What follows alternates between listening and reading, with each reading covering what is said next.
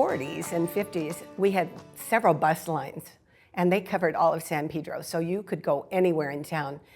Parents in those days didn't drive their children everywhere. You either walked or you rode the bus. And in the late 40s, that's when television kind of started coming out, and our home was one of the first to have a television set. And KTLA, they would show live events in San Pedro. One was the Fisherman's Fiesta. They came down every year for the Fisherman's Fiesta. But they would do other events too. One day, my friends said, "Judy, can you go with us to the shoemaker down the hill and can you ask your mom?" And I said, "Yeah, I'll ask my mom if I can walk." We were on Patton, and this was down on Myler on 9th Street. So my mom said, "Well, okay, Judy, you go, but you come right home."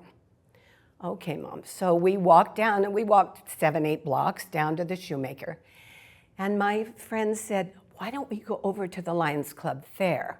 Now, in those days, the Lions Club always gave a carnival. It was kind of a fundraiser, and they set it up on the lot on 13th and Gaffey, which is where Vaughn's Market is now.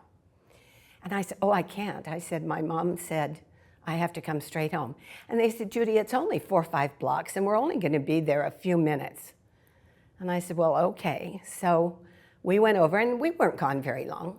And we walked home, back up the hill, and I walked in the house, and my mother said, "Judith, Diane, where have you been?" And I said, "I went to the shoemaker's with my friends." "Where else did you go?" And I said, "Why?" And she said, "I just saw you on television at the Lions Club Fair." So that's my personal story of the Lions Club Fair and television, and that's the way it was in those days.